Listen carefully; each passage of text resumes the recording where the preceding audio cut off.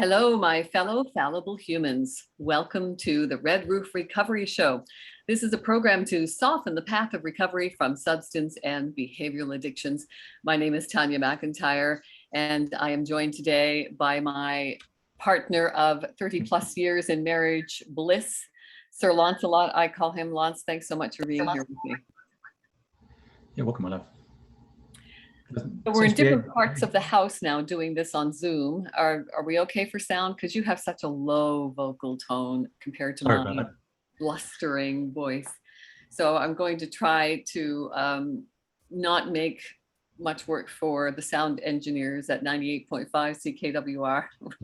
Rob must get this show and roll his eyes saying, oh no, I got to try to balance the sound of their voices. So thanks very much to the community radio station in Kitchener, Ontario, for continuing to support and encourage this passion of mine talking about recovery. I came out of the proverbial closet of my drug and alcohol addictions not until about 2018, when I found something called SMART, Self-Management and Recovery Training, because I had been a 12-stepper for 8-9 years prior to that, chronically relapsing. And I needed to find an alternative. A lot of my peers weren't returning from their relapses in 12-step programs. And I knew it was going to just be a matter of time before I didn't return from one of mine. So when I did go in search of something in 2018, there wasn't a lot available as secular evidence-based programs of recovery. I resonated with SMART for a few reasons. It was founded by doctors with cognitive therapies, and there are hundreds of tools to choose in recovery. I think the key is just to keep looking until you find something that resonates for you. I still love AA and NA. I still go to 12-step meetings because I love the peer support. And there are more of those meetings available. And the key, again, is to find a meeting that resonates with you. I love the slogans from 12-step programs: take what you need, leave the rest. And that's exactly what I've done, because it's an excellent personal development program. I love going through a 4th and 5th step every year with my sponsor. It helps me keep my audio and my video synchronized, very important, that accountability factor. So today, again, Lancelot, you are helping me not go down the rabbit holes as I tend to do on different topics. What we want to talk about right now is models of recovery and which ones are most effective. Yeah. So first of all, tell us why you came up with the 1-week model. Well, I'm glad you asked. It's a very unusual concept, as you've been told many times.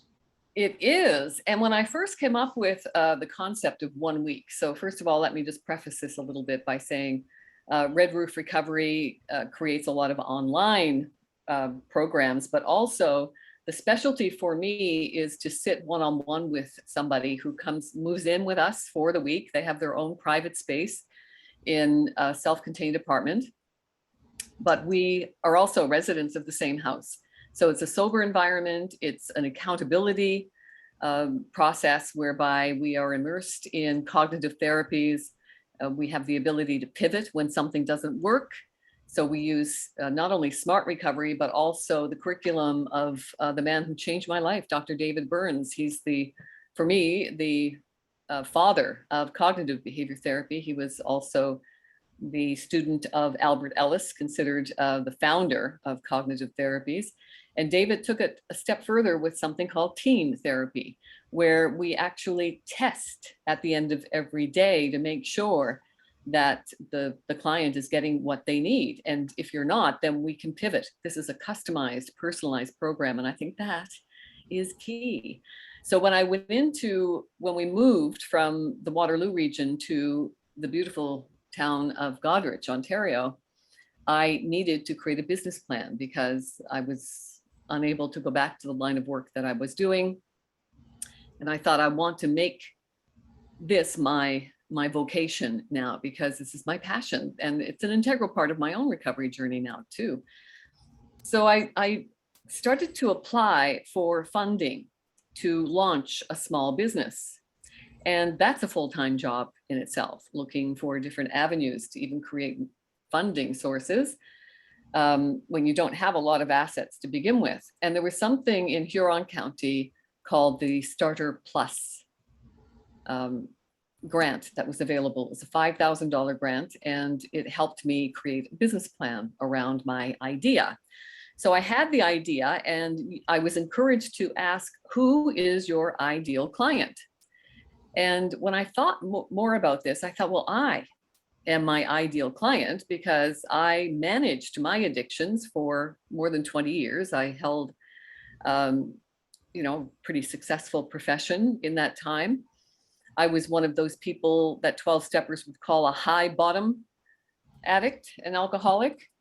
Smart, thankfully, doesn't label people. I am not my addictions. I'm a person challenged with alcohol use disorder and substance use disorder. And I've learned to be accountable for my choices and responsible for the decisions I'm making now through cognitive therapies. And I've just gone down another rabbit hole. Let me try to find my way back up from this one now. And where were we? So you were trying to explain why you came up with a 1 week. Thank you. Thank you. Seems to be until you got to the point where you're making a business plan. And I presume you veered off when you should have gone straight. Right. So defining my ideal client. So I am my ideal client. I was managing my addictions, maintaining my profession, just barely. And I didn't want to disclose to my employer or anybody else that I was challenged with addictions. So I wanted to go somewhere where I didn't need a 30-day rehab stay. And there was nothing.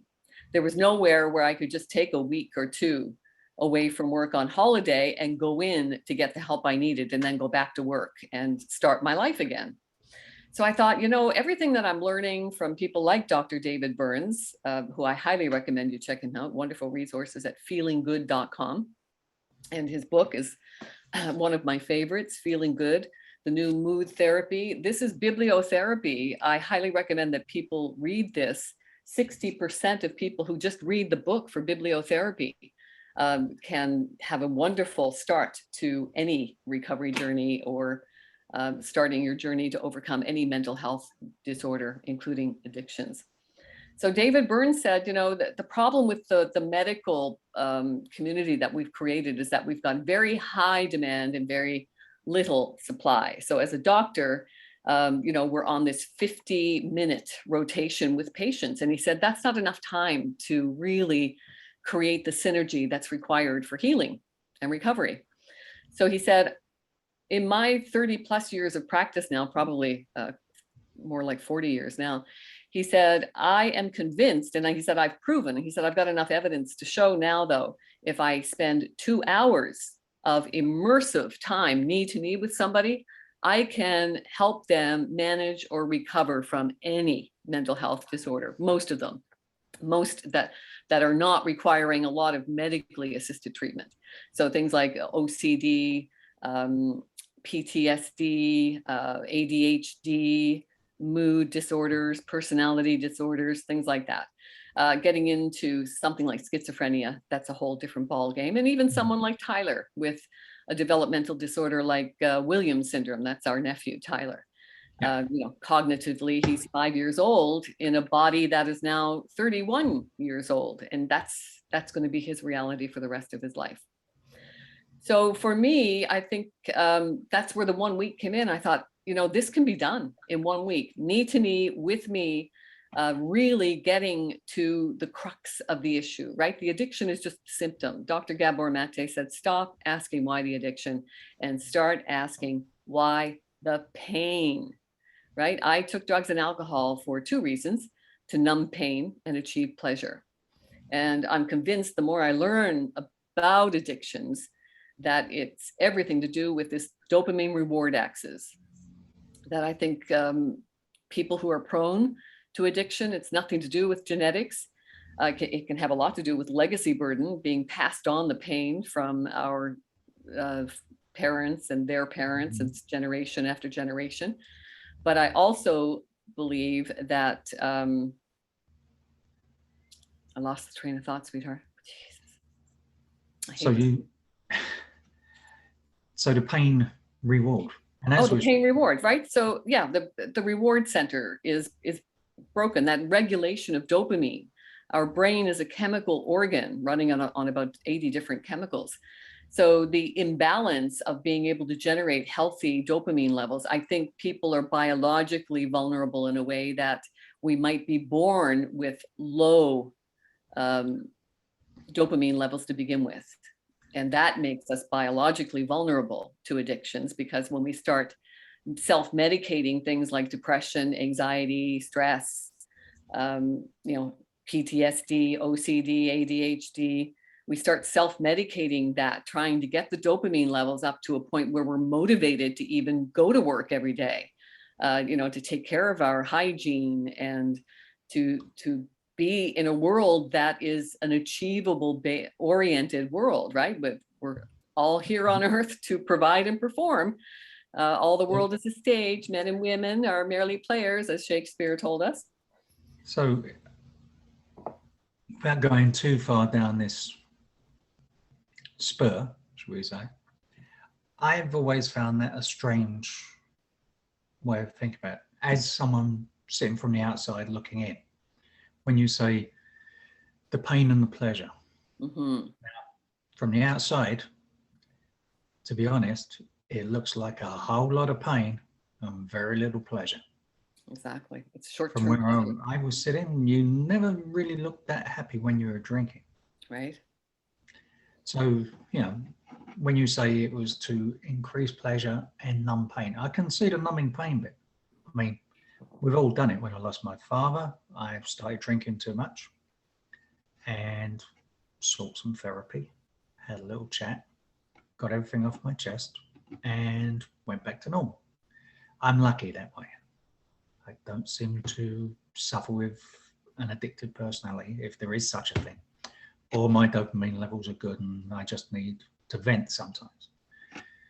However, when you were drinking, as I say, you didn't seem very happy. No. Well, temporarily I was. It was definitely a short-term benefit for a long-term cost, right? Yeah, absolutely. So, getting back to my ideal client and ideal situation around my addiction, I'm only sharing with people what's worked for me. And okay, so we know that you went into a program that was a 30-day program. Yes, based on 12 steps of AA, Alcoholics Anonymous. So was it the fact that it was based on the 12 steps? It just didn't resonate with you? Was it the fact that it wasn't long enough? It was too short? Why do you think it didn't work for you? Well, I think a couple of things didn't resonate for me. It was a group setting. So there were 5 of us in the place. So thankfully, I didn't have to share my bathroom or bedroom. So I was one of the lucky ones because I came in first. However, there were people who did have to share a room and a bathroom. And for me, that would not have been a good thing. And even in a group setting, I didn't want to be around people. I didn't want to be in a lesson. I didn't want to be going to school every day, going into a room with a book and, feeling like I was back in school. I just didn't resonate with that. Also didn't resonate with the powerlessness. I have a very strong type A personality, I'm told. And to tell me that I'm powerless, even though there was enough evidence in my life to prove that I was very much powerless over my drug and alcohol addictions, I didn't want to be told that. I wanted to be told that I had the power to overcome this. So that was one thing. And the 30 days, did I need 30 days? Who knows? At the time, I always say AA saved my life and Smart Recovery gave me my life back. I needed that escape, I think, from my life for that length of time. Do I claim now that 1 week is going to work for everybody? Absolutely not. That's why the intake questionnaire is in depth. And it's not going to work for a lot of people. You need to be highly motivated. The founder of Smart Recovery, Dr. Joe Gerstein, says there are 3 crucial components for recovery. Number 1, motivation. Number 2, motivation. Number 3, motivation. You have to be motivated, and you can't be doing it for anybody else. You have to be doing it for you. Well, I don't think that's just for addiction recovery. I mean, to be motivated and keep motivated tends to lend itself to success, be it business, physical activity, anything. If you're motivated and if you're motivated, you're going to be a constant user of tools and that to try and achieve your goal. Mm-hmm. So motivation, yeah. So, you know, you went to 30 days. It didn't work for you. It worked for some people. But we seem to have a model now in most of the world that I can see that it used to be a 30-day program, and most of them are being extended now. We have programs 45 and 60 days. Well, because the 30-day program wasn't working. So they thought, we'll extend the time then and make it 60, 90, depending on the severity of the addiction, I guess. And that's under the discretion of the doctor who's making those decisions for the most part. And I think where we have maybe fallen through the cracks is accepting that recovery takes a long time, right? So we adopted this model of recovery based on 30 days in a rehab after having a period of detox for some addictions. You needed a period of detox in an actual hospital setting, and then you could go on to a residential rehab to start laying the foundation for your sustainable recovery. But this all came from where back in the day, when things like AA started to be formulated in the mid-30s, we had a military personnel who were unable to do their job because of addictions. So the military decided that their personnel only had 28 days straight that they could take off. So the people who were afflicted with any kind of addiction challenge were then sent to the hospital during that era for their 28-day vacation. And they were treated for their addiction in the hospital for 28 days. And we have kept that model. And it doesn't work.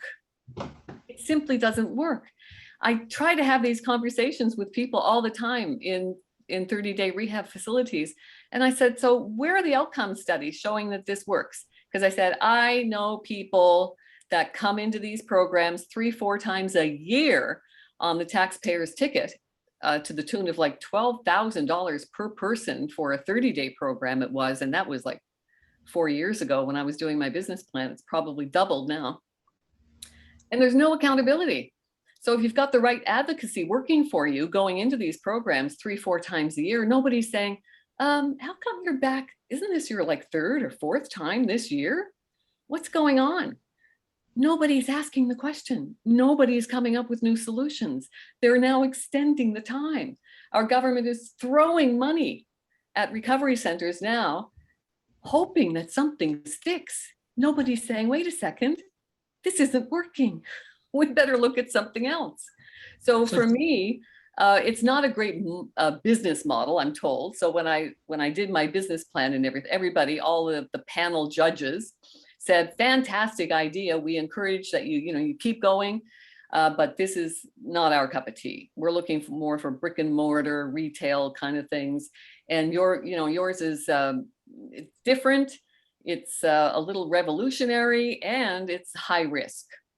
So that's another thing.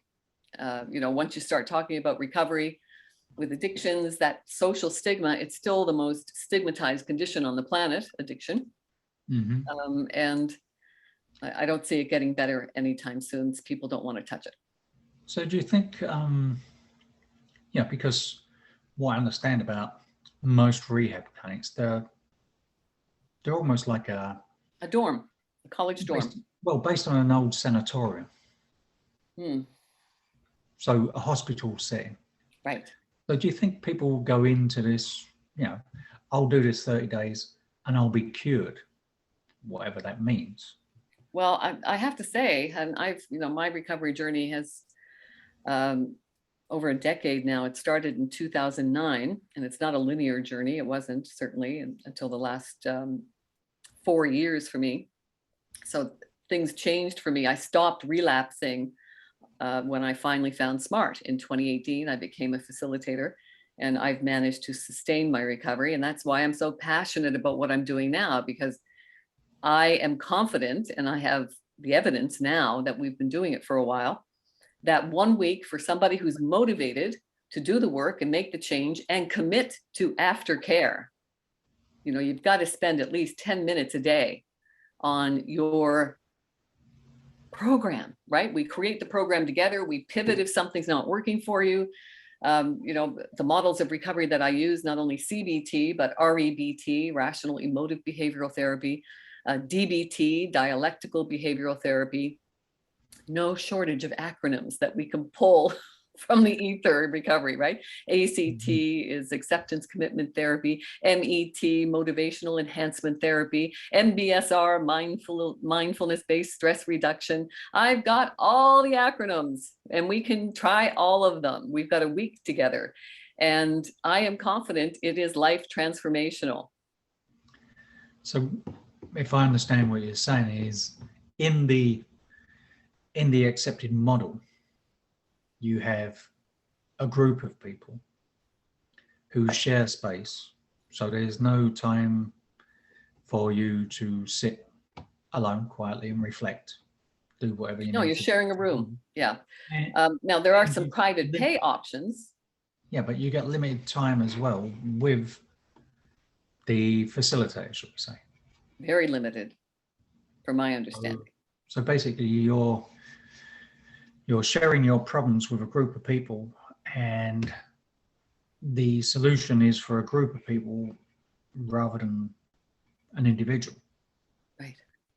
And as I understand it, most people who have a problem with an addiction,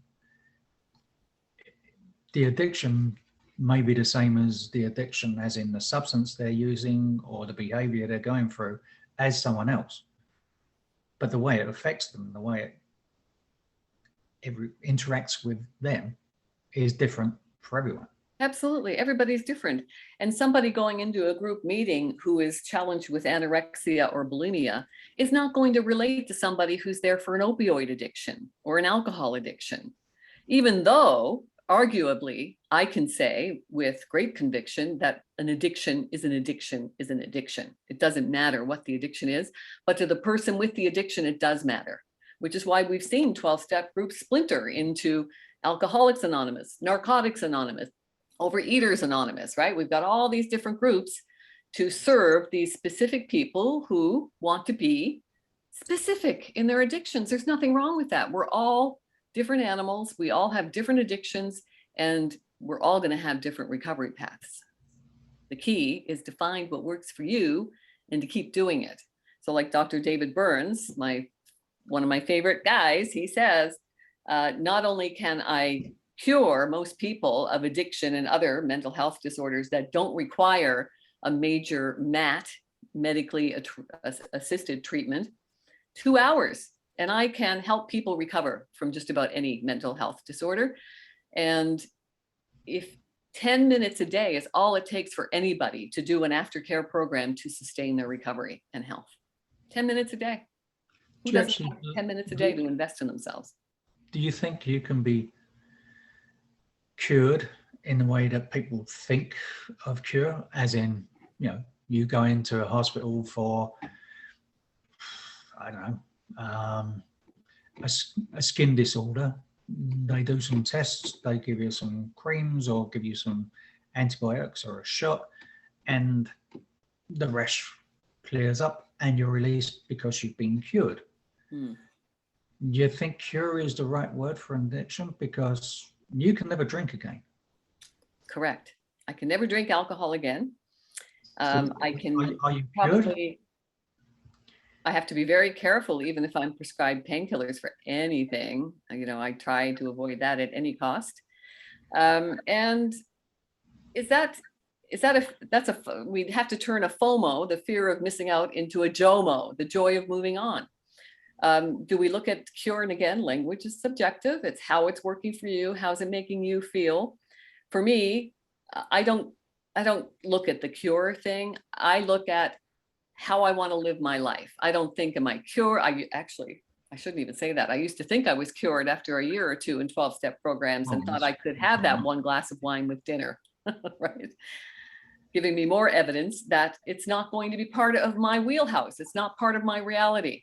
I need to accept that, which is why I like the cognitive therapies of the 3 acceptance pieces, the USA, unconditional self-acceptance, UOA, unconditional other acceptance, that's the biggie, and ULA, unconditional life acceptance. We've got to reach a point of unconditional acceptance around ourselves, others, and life.